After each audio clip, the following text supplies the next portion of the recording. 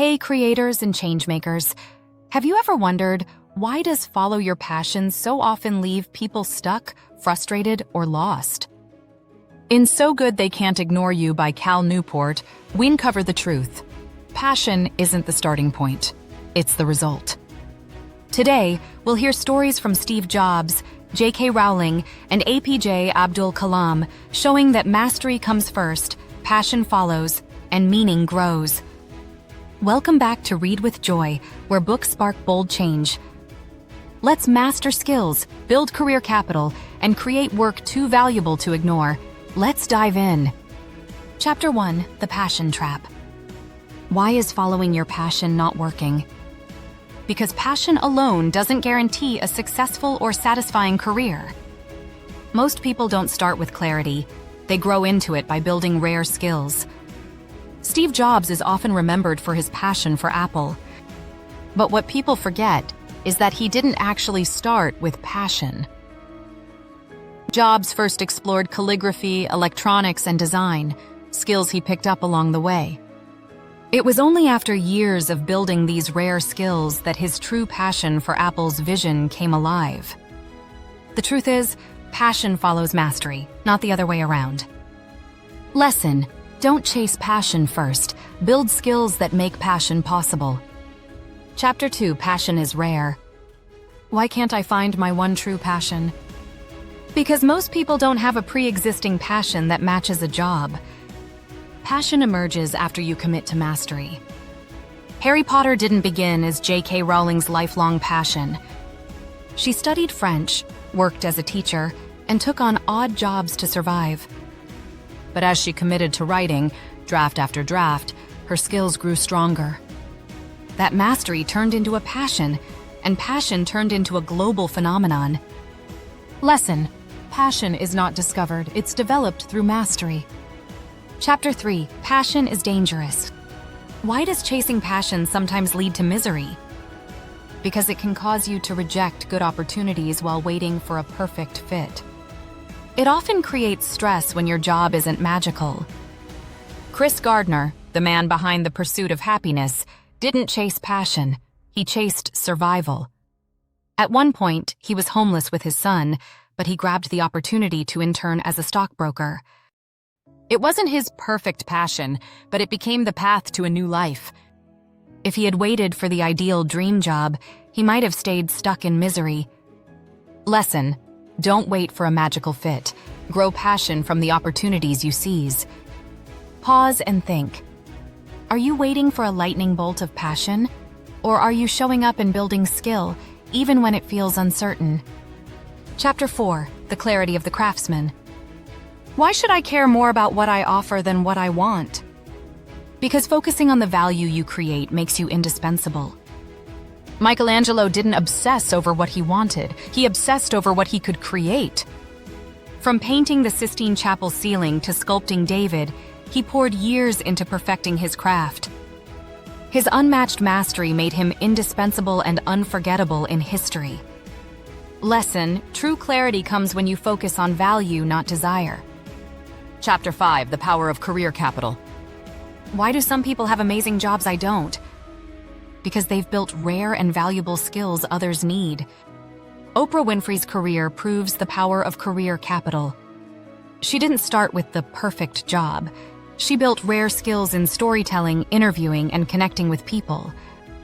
Those valuable skills opened doors, from hosting local radio to creating The Oprah Winfrey Show, a global success. Lesson: career capital, not just passion, creates opportunities others can't ignore. Chapter 6, The Career Capitalists. Why do only some people get control over their work?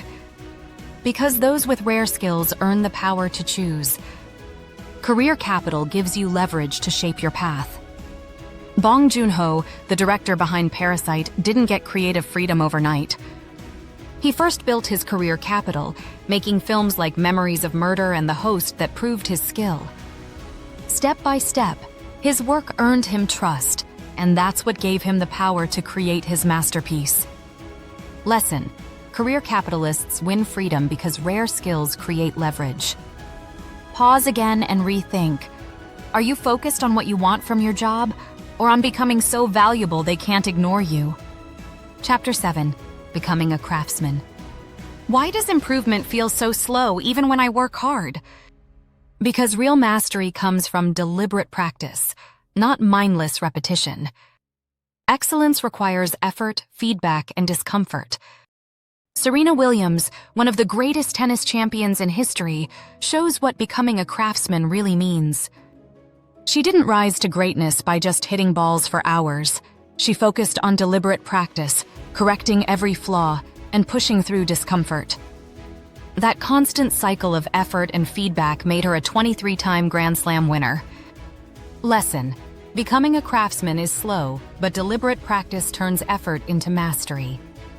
Chapter 8. The Dream Job Elixir. Why does having control feel so fulfilling? Because autonomy creates purpose and engagement. You earn it by being excellent. Elon Musk, the force behind Tesla and SpaceX, shows the power of the dream job elixir. His excellence in engineering and vision gave him the autonomy to pursue projects that once seemed impossible. That control didn't just bring success, it fueled his sense of purpose and kept him deeply engaged. Lesson: the dream job elixir is simple. Mastery earns autonomy, and autonomy fuels fulfillment. Chapter 9. The First Control Trap. Why can't I just take control early in my career? Because without proven value, no one will hand you the reins. Early control attempts often fail.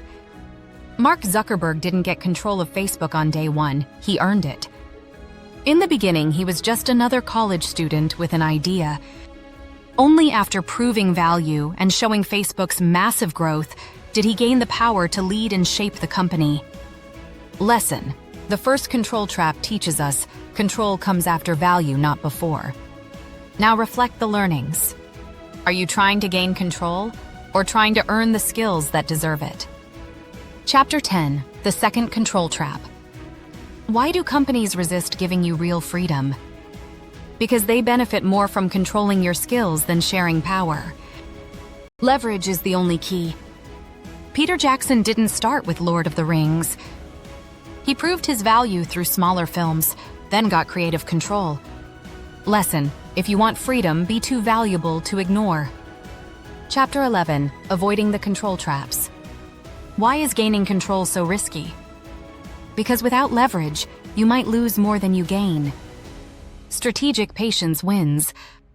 Howard Schultz, the man behind Starbucks, knew how to avoid the control traps. He didn't rush to grab control when Starbucks was just a small coffee retailer. Instead, he patiently built leverage, proving his vision with espresso bars, before taking over and transforming Starbucks into a global brand. Lesson: avoiding the control traps means waiting for the right leverage. Patience creates lasting control. Chapter 12. The Meaningful Life of Mission. Why does purpose matter in a job? Because mission transforms work into meaning. Purpose grows through usefulness. Muhammad Yunus, founder of Grameen Bank, shows the meaningful life of mission. He didn't just see banking as business, he gave microloans to poor villagers in Bangladesh. That mission turned finance into a tool of hope, lifting millions out of poverty. Lesson: mission turns ordinary work into meaningful impact. Now think, are you forcing a mission too early or letting it emerge from your best work? Chapter 13. The Mission Requires Capital. Why can't I just start a mission right away? Because impact needs credibility and deep skill. Otherwise, your mission will collapse. Malala Yousafzai's journey shows that the mission requires capital. Before leading a global mission for girls' education, she first built credibility through her courage, blogging about life under the Taliban and surviving an attack. That moral authority became her capital, giving her the voice to inspire worldwide change. Lesson: a mission needs capital, skills, credibility, or courage before it can create real impact. Chapter 14. The Power of a Mission. Why do some people feel unstoppable at work? Because mission turns every task into contribution. It fuels motivation and resilience. APJ Abdul Kalam shows the power of a mission. His dream of making India self-reliant in space and defense turned every late night in the lab into a step toward national pride.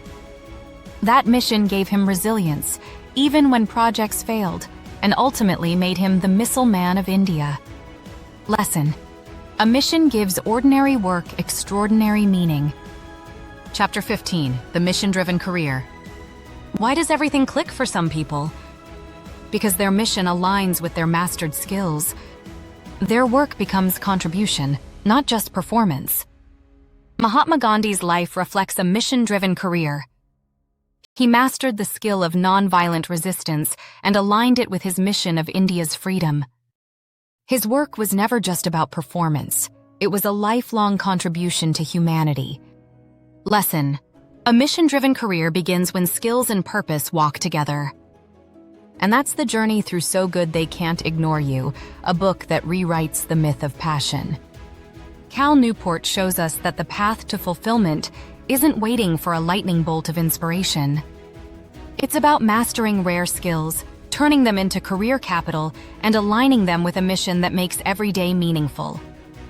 From Oprah to Elon Musk, from Serena Williams to Gandhi, one truth stands clear: excellence builds freedom.